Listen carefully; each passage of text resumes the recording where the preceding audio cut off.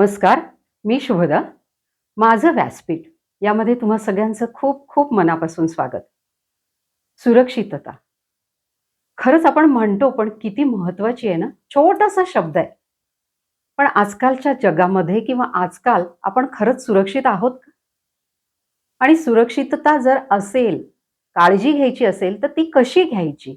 या सगळ्यावरती आपल्याला माहिती सांगण्यासाठी आज आपल्याकडे आलेले आहेत शैलेश महाशब्दे सर. चला तर मग आपण त्यांना भेटूया आणि सगळी सुरक्षिततेसंबंधीची माहिती त्यांच्याकडनं ऐकूया. नमस्कार सर. नमस्कार मॅडम. माझं व्यासपीठमध्ये तुमचं खूप मनापासून स्वागत. धन्यवाद. सर, सुरक्षितता. खरं हे छोटासा शब्द आहे, पण खरंच ही सुरक्षितता आहे का? की आपण आजकाल घेतो का ही सुरक्षितता? करतो काळजी? अ, चांगला आहे प्रश्न. कारण सुरक्षितता म्हणजे आपण आजपर्यंत छोट्या-छोट्या गोष्टीतूनच बघत आलेलो आहोत. सीट बेल्ट लावणं, बरोबर. गव्हर्नमेंट मागे लागतात म्हणून आपण सुरक्षितता करतो. हं. बिल्डिंग जेव्हा उभी राहते, तेव्हा फायर हायड्रंट सिस्टीम ही दिली जाते, पण त्याचं माहिती नसते. आपल्याला बाहेरून एक्स्टर्नली सगळी गोष्ट हे मिळत असती सेफ्टीच्या ह्याच्यामध्ये, पण त्याचा वापर कसा करायचा आणि काय हे बरेच वेळा लोकांना माहीत नसतं आणि ह्याचा अवेअरनेस हा नाहीये. त्याच्याने आपल्याला गोष्टी घडताना ह्या दिसतात. दिसतं. ॲक्चुअली सुरक्षितता म्हणजे तुम्ही जे म्हणता, की सुरक्षिततेचं तुम्ही कॅम्प घेता किंवा हे करता.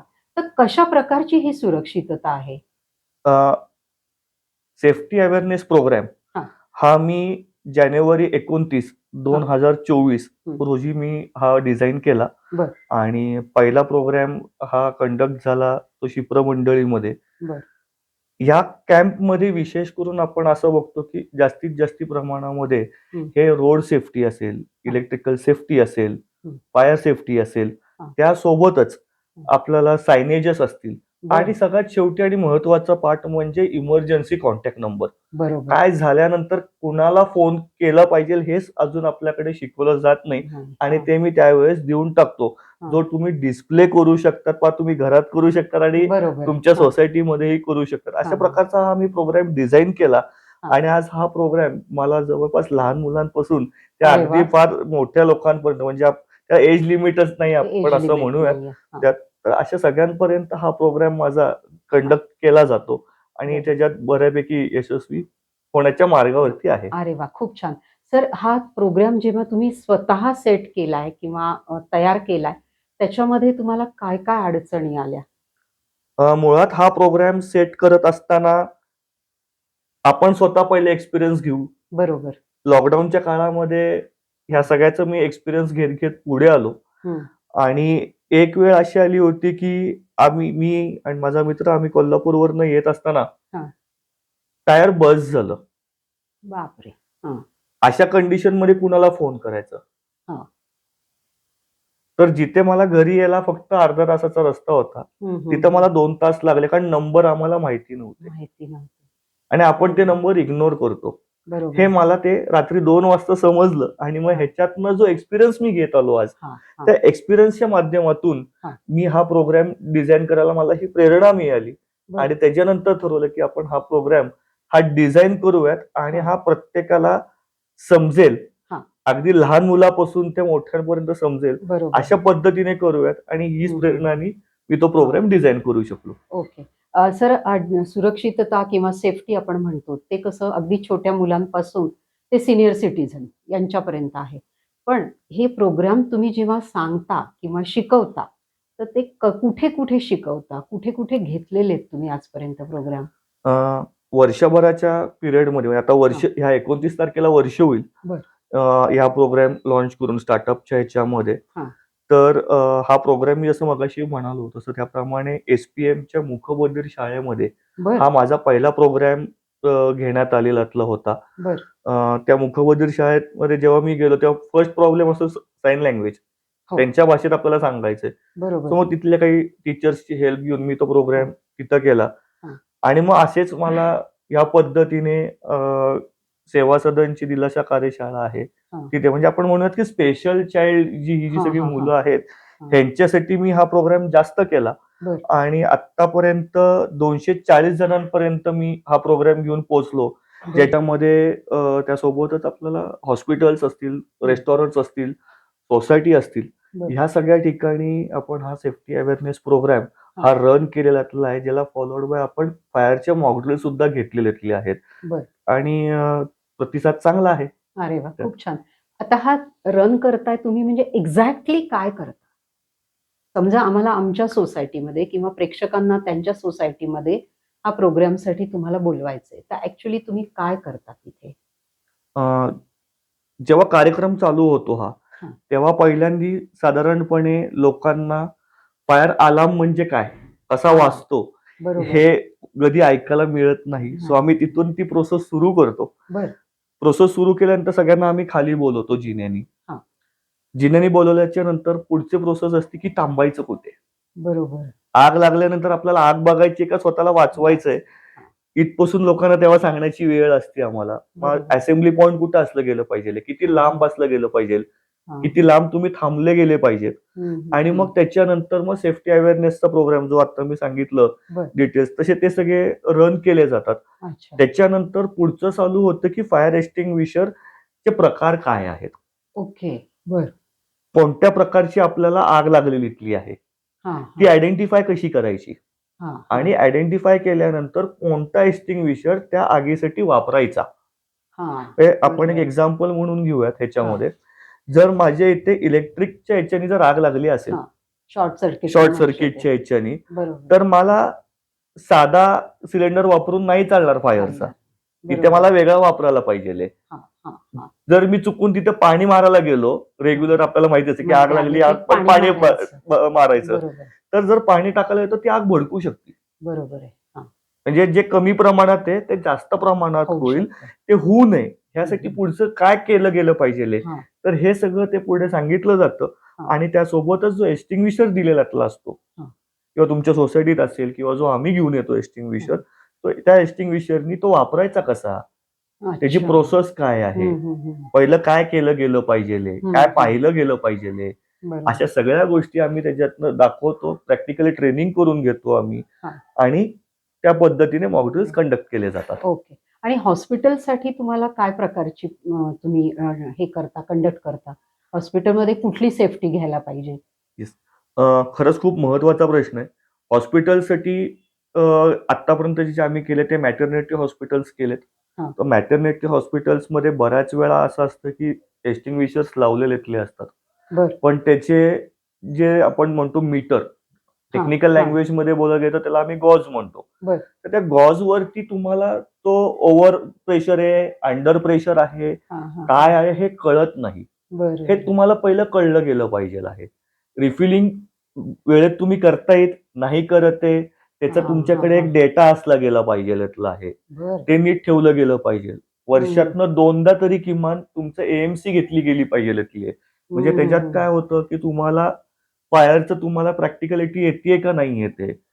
एक्झिटचे बोर्ड लावलेले आहेत, पण ते एक्झिटचे बोर्ड असे तर दाखवत नाही ना की ज्याच्यातनं आम्ही दुसऱ्या वॉर्डमध्ये चाललोय. एक्झिट म्हणजे तो ऍक्च्युअल मध्ये एक्झिटच तुम्ही करतायत की नाही. अशा बऱ्याच गोष्टी आहेत ज्याच्यामध्ये, काही गोष्टी अशा पण असतात हॉस्पिटलवरती, त्या लोकेशनवरती डिपेंड आहेत की तिथं अजून काय सेफ्टी घेणं गरजेचं आहे.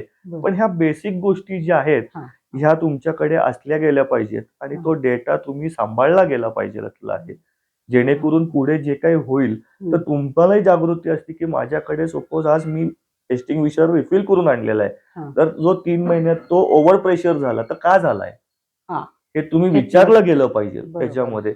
तर ह्याच्याकडे लक्ष असणं हे गरजेचं आहे. आता आपण हे हॉस्पिटल पाहिलं, सोसायटी पाहिलं, आता मेन म्हणजे शाळा, की जिथे लहान मुलं शिकतात, हे करतात, तर त्या ठिकाणी तुम्ही कशी काळजी घेता किंवा कसे प्रोग्राम रन करता? शाळांच्या ह्याच्यात जर म्हणाल तर बऱ्याच गोष्टी आपण मध्ये पेपरमध्ये सुद्धा वाचलेल्या आहेत की सेफ्टी नाही घेतली म्हणून काय काय घटना घडलेल्या आहेत. तर आम्ही नेहमी जेव्हा शाळेत प्रोग्राम्स जेव्हा जातो तर आम्ही एक सांगत असतो की तुम्ही काही करत असताना सगळ्यात पहिल्यांदा तुमचे रेलिंग्स चेक करा. कारण मुलं हे तिथनच पळत असतात जिन्यावरनं. ते रेलिंग्स बरोबर आहेत का, म्हणजे काय, आता बरोबर आहे म्हणजे काय, तर ते व्यवस्थित ड्रिलिंग करून केलेले का तो नाही. तर दोन्ही रेलिंगच्या दोन्ही पायपाचा मधला गॅप हा कमी असला पाहिजे, की जेणेकरून बरं. मुलगा पडला नाही गेला पाहिजे त्याच्यातनं. बरोबर. हां. एखादी लहानशी चूक खूप मोठ्या गोष्टीला आमंत्रण देऊन जाते. तर खरं. ते व्यवस्थित आहे का? जर हं. नसेल तर ते करणं गरजेचं आहे. कारण इंटिरियर हा खूप छान दिसण्याचा प्रकार असतो. हो. पण सेफ्टी हा इंटिरियरच्या पेक्षा वरचा भाग वरचं आहे. खरं. हेही लक्षात घेऊन काम केलं गेलं पाहिजे. हां. त्यासोबतच सध्याच्या मुलं खूप हुशार आहेत. सध्याची हां. जनरेशन इतकी पुढे फास्ट आहे, जातात पुढे आणि गेलेली आहे म्हणू अगदीच, शकतो मग अगदीच. आपण. बरोबर. तर त्याच ह्याच्यात मुलांना एक्स्टिंग्विशरचे प्रकार कळले गेले पाहिजेत. इव्हॅक्युएशन ड्रिल्स हां, हे हां. करणं जास्तीत जास्त गरजेचे मुलं लहान असताना. बरोबर. तर ह्याच्याने काय होतं, तर त्यांचं इमर्जन्सी प्रिपेअर्डनेस हा जास्त वाढतो. त्या क्षणाला काय करायचं? हां. हे कळलं गेलं पाहिजे. हं. अनफॉर्च्युनेटली आपल्या इथे इंडियात ह्या गोष्टी कधीही शिकवल्या जात नाहीत. हं. फॉरेन कंट्रीजमध्ये ॲम्ब्युलन्सवाल्याला फोन कुठल्या याला करायचा हेही हां. लहान मुलांना माहिती असतं.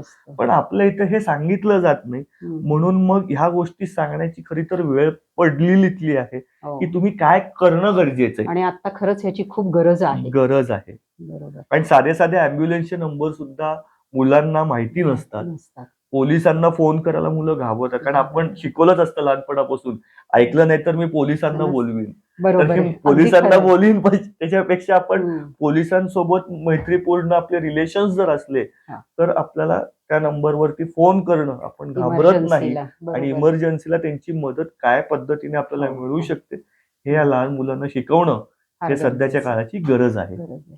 तर आता सुरुवातीला तुम्ही म्हणलात, की ज्या मतिमंद मुलांच्या शाळा होत्या, त्यांच्यासाठी तुम्ही प्रोग्राम रन केले.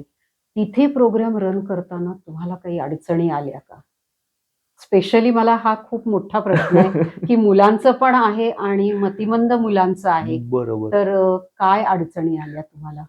अ, जसं मी मगाशी बोलणार त्याप्रमाणे, की अडचणी म्हणाल तर तसं नाही. हं, कारण तुम्हाला त्या ठिकाणी काम करायचं आहे. तर हं. तुम्ही तुमचं मेंटल प्रिपेअर्डनेस पहिले तसं तयार करून घेऊन जावं लागतं. हो, की मला प्रोग्राम कुणाच्या समोर रन करायचा आहे. बरोबर. दुसरी गोष्ट, की त्या ठिकाणी मी जेव्हा पहिल्यांदा व्हिजिट करतो, हां. तेव्हाच तिथल्या शाळेचं वातावरण काय आहे? हं, कोण हं. कसं रिएक्ट होतं? बरोबर. आपल्याला कसं बोलावं लागणार आहे? हो, ह्याचा अभ्यास केला जातो. म्हणजे आपण म्हणूयात की त्याचा एक होमवर्क हा बॅकएंडला चालू करावा चालू लागतो, लागतं. हां, की मी कुठले शब्द वापरले गेले पाहिजेत. बरोबर.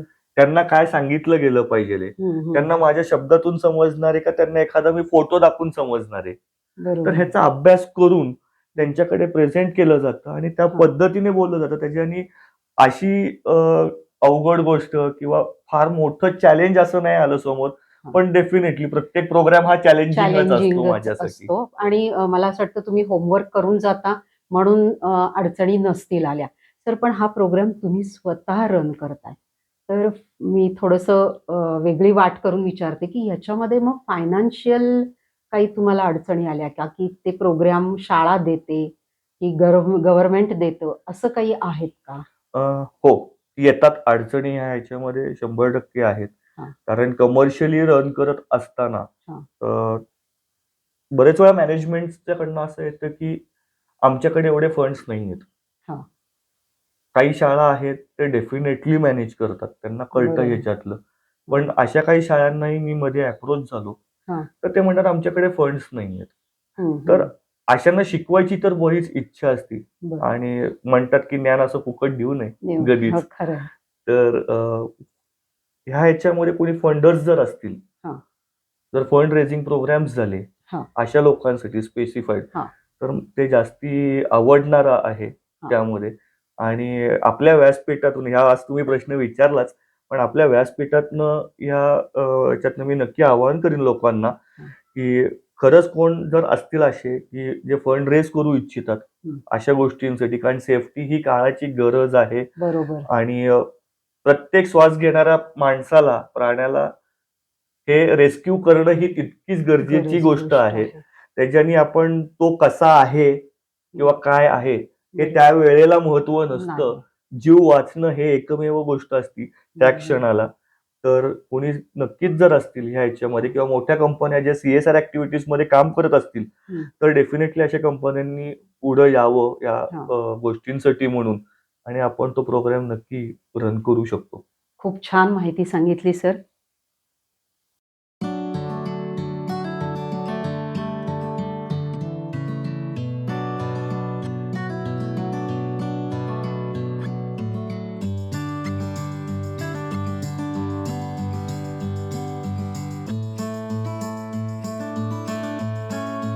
क्षेत्रामधली तुमची USP काय आहे? नक्कीच. माझी USP ही स्पेशल चाइल्ड मुलांसोबतची आहे. बरं. आत्तापर्यंत 240 जणांना जे मी शिकवलं त्याच्यातले 80% हे माझे स्पेशल चाइल्डच आहेत. अरे वाह! आणि ह्या लोकांसोबत मला जास्तीत जास्त काम करायचंय. हं. आणि फंड रेझिंग करून जर आपल्याला ह्याच्यात काही अजून चांगल्या पद्धतीने करता आलं, तर डेफिनेटली करायचंय. आणि पूर्ण भारतभर हा प्रोग्राम मला रन करायचा आहे. जेणेकरून मला जास्तीत जास्त ह्या लोकांना सेफ कसं करता येईल आणि त्यांना शिकवता कसं येऊ शकेल, बरोबर. तर त्याचा माझा प्रयत्न असणार आहे. खूप छान सर आणि तुमचा उद्देशही खूप छान आहे. अ, तर आज आपण पाहिलं की शैलेश सरांनी आपल्याला किती सुरक्षिततेसंदर्भातली छान माहिती सांगितली आणि मेन म्हणजे स्पेशल चाइल्डसाठी ते खूप झटतायत. पण फंड्सचं जे आहे तो प्रॉब्लेम्स ते सतत भेडसावत आहेत. आपल्यापैकी कोणी एखाद्या व्यक्तीला किंवा संस्थेला किंवा एखाद्या कंपनीला जर या क्षेत्रामध्ये त्यांना मदत करायची अशी इच्छा असेल, तर मी शैलेश सरांचा नंबर डिस्क्रिप्शन बॉक्समध्ये देत आहे. तुम्ही नक्की त्यांना कॉन्टॅक्ट करा. आपण असंच त्यांना मदत करून त्या ज्या स्पेशल चाइल्ड आहेत त्यांच्यासाठी आपण सुरक्षिततेचं एक प्लॅटफॉर्म उभा करू असं म्हणूया. आज माझ्या व्यासपीठावरती शैलेश सर आले, त्यामुळं Mayur foods cooked with care यांच्यातर्फे त्यांना एक छोटीशी भेट आपण देणार आहे. थँक्यू. तर कशी वाटली तुम्हाला आजची शैलेश सरांची मुलाखत? कशी वाटली ही सुरक्षिततेची माहिती? जर तुम्हाला आजचा एपिसोड आवडला असेल, तर माझ्या चॅनलला नक्की शेअर करा, लाईक करा, सबस्क्राईब करा. धन्यवाद. धन्यवाद.